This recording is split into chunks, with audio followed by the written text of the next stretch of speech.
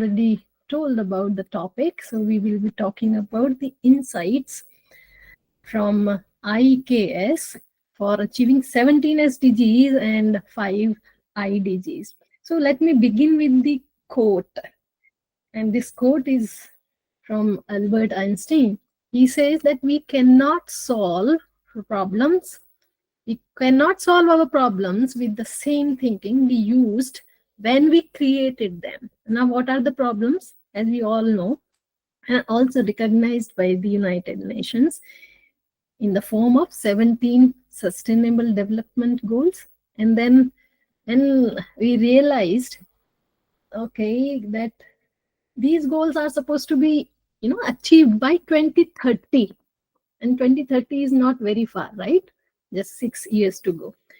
And everybody knows that these are the 17 goals. No poverty, zero hunger. So now you can keep on cross-checking what is the status worldwide, even in your surroundings, everywhere it talks about. So there should be no poverty, zero hunger, good health and well-being, quality education, gender equality, and so on, right? Clean water and sanitation, affordable and clean energy, decent work and economic growth, right? And so on. Now, when they realized that, okay, we are nowhere to, achieve these targets by 2030. So they came up with a new idea that if we keep on working like this, we will never achieve, we will be never successful in achieving the 17 SDGs. So they came up with the idea, inner development goals, where they talk about, and this is after seeing that the very slow progress of 17 SDGs. They came up with this idea of inner development goals in 2020.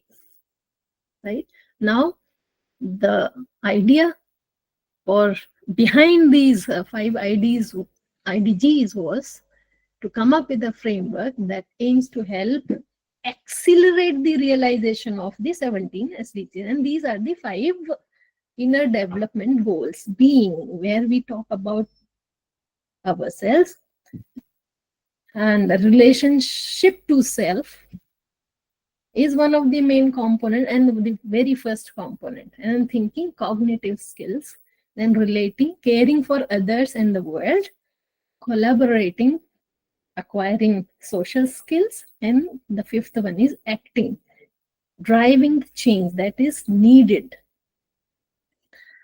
So basically, when these people came up with these ideas of inner development, and I was already working on these in the form of a project sponsored by IKS division of AICTE. And there my aim was to, or even it is still to, the project is still ongoing, the aim is to give insights for achieving 17 SDGs. Insights from Indian knowledge system, like Niti Shastras, Darshanas, Brahmana Granthas, and so on. So wherever I can find it. So main focus was on Niti Shastras. Then when we were working on these to figure out the findings, something that can help, we found many things.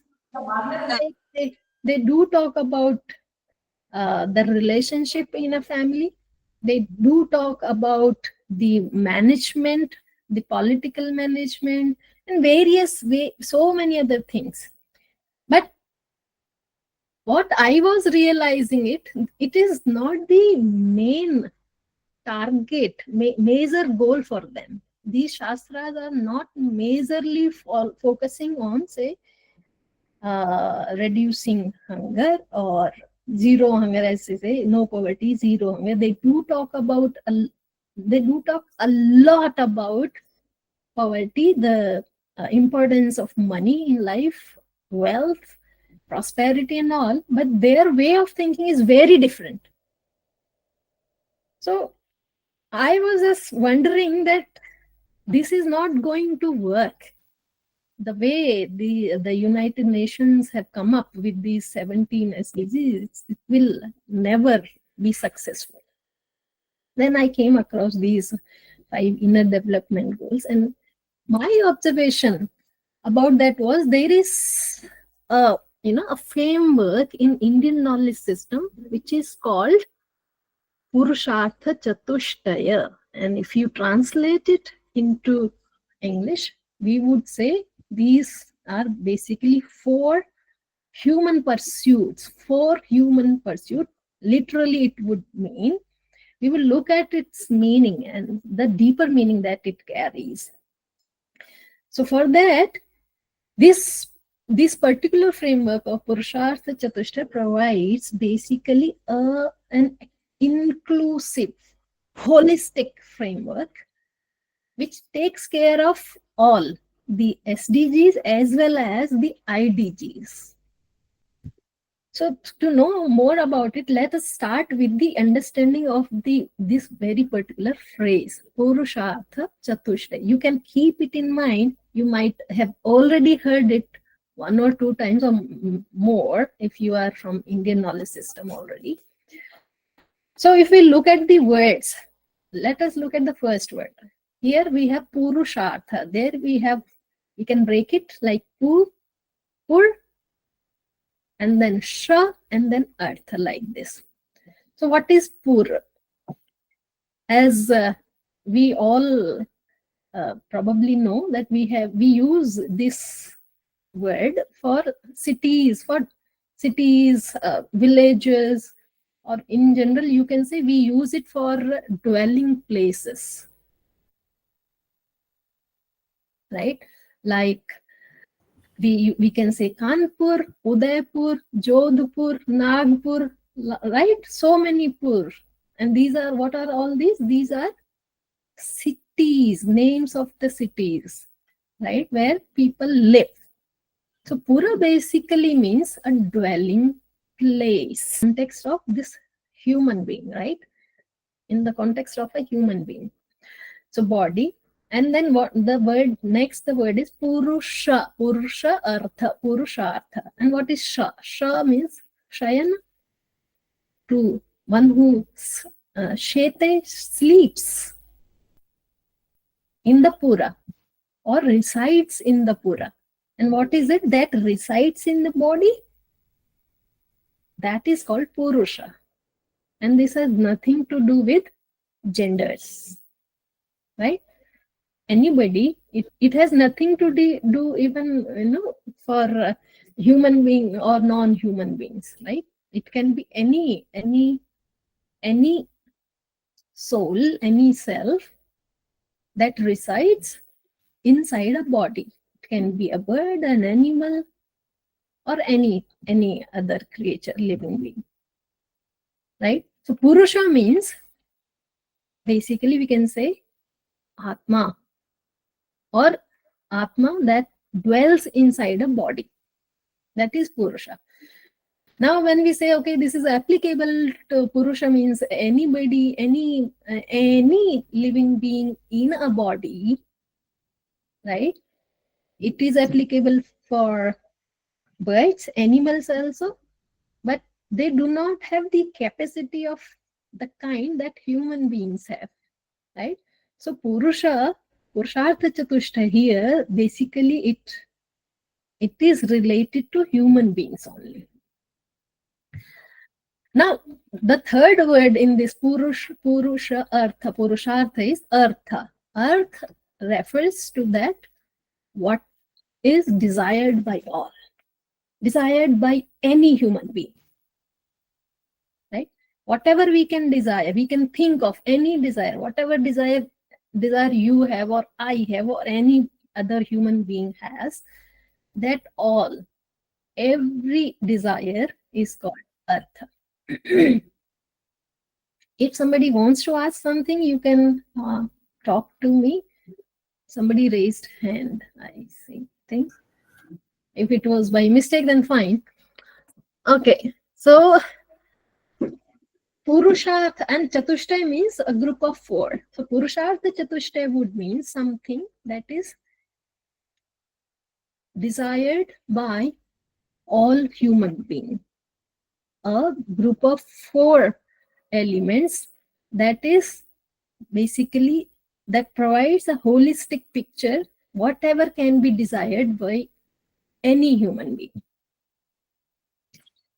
So let's look at it in more detail. So when we say human being, so we actually need to know what is a human being, right? So as we said, it is a body and the Atma in it. And what is Atma then? What do we understand by the word Atma? What are our feelings, understandings about this particular word, Atma?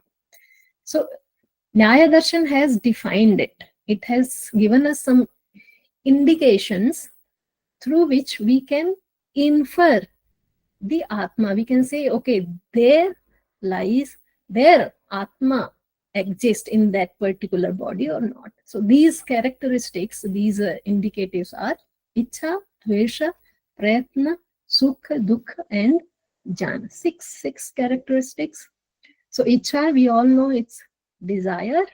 Dvesha is about aversion.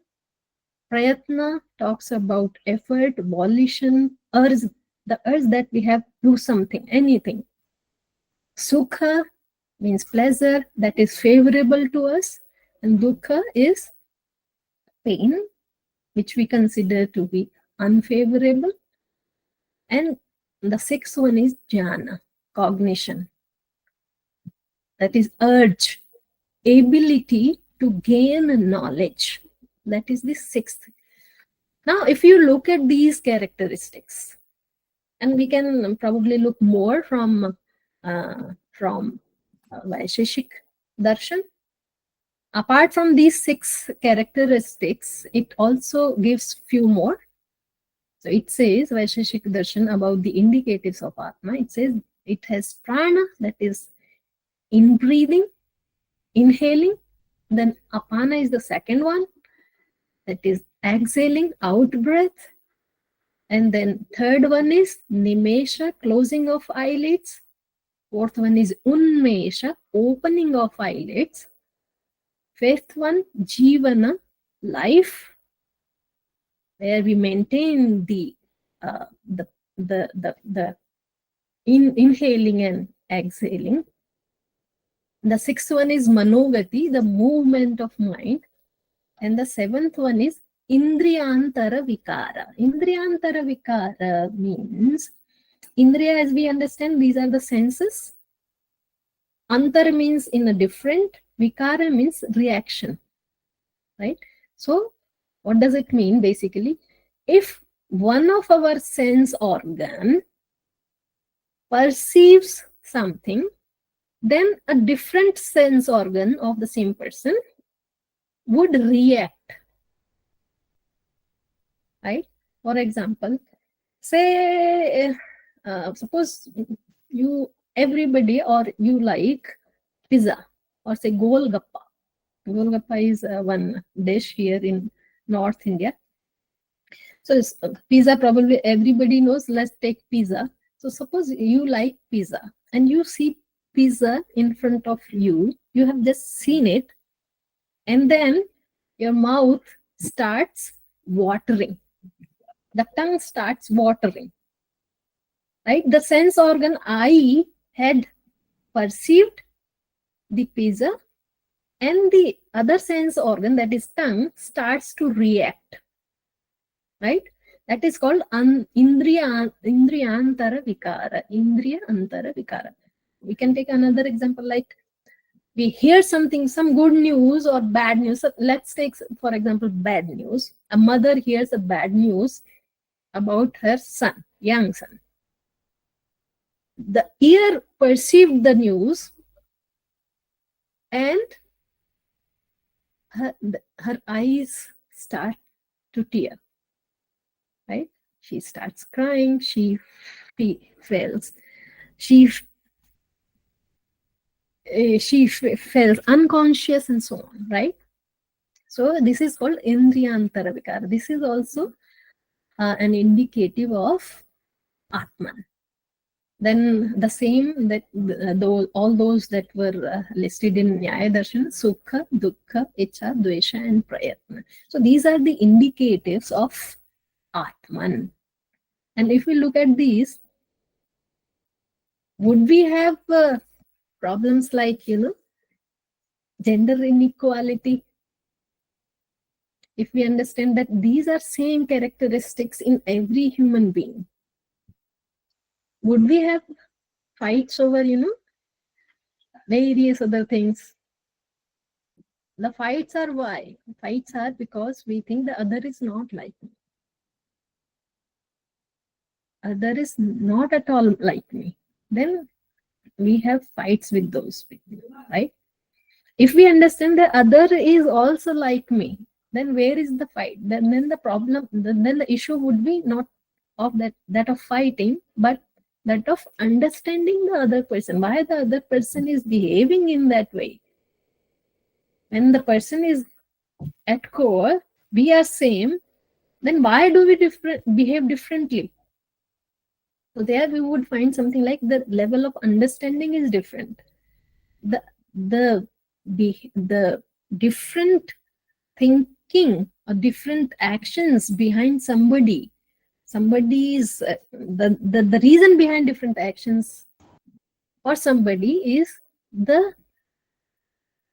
at the level of understanding. The understanding of those two people differs. For example, let's say terrorist. We feel like, okay, they are, inhuman. They just don't think about anybody. They kill people and so on. But if we look at them, they are not. Their understanding says that this is the right thing for them to do, right? So the things have to be worked upon at the level of understanding. Now, some people might say that, okay, you say that there is some Atman that is different from body, and then you say based on these inhaling, exhaling, opening of eyelids, closing of eyelids, etc., etc. Where do we see all these things, right? All this is seen inside the body, in the body, right? All these things happen in the body. So why do you say that, Atma is different from body? It's nothing, it's body itself. And the bodies are different for all of us, right? So there is nothing different from body. There's nothing like Atma, one would say. And this is the question raised in Vedanta Sutra, Brahma Sutra. So they say Eka Atmana Sharire Bhavat. So few people think that there is no existence of Atman, because whatever you have been claiming to be the characteristics of Atman, they are not really the characteristics of Atman. They are characteristics of body, because we perceive all these in the body, right? So Atman is nothing different from body. Then the next sutra they say Vyatireka tad bhava bhavitvat nantu upalabdhivat. So this particular sutra says, see, this is not correct. That there is no such entity as Atman different from body. Because you said that, okay, we perceive all these characteristics, properties like inhaling, exhaling, right? Opening of eyelids, closing of eyelids in the body. But these characteristics basically, in the absence of Atman, cannot be found in the body, though the body still exists after the death. Therefore, these are not the characteristics of body, but we do see the characteristics of body present in the body after the death.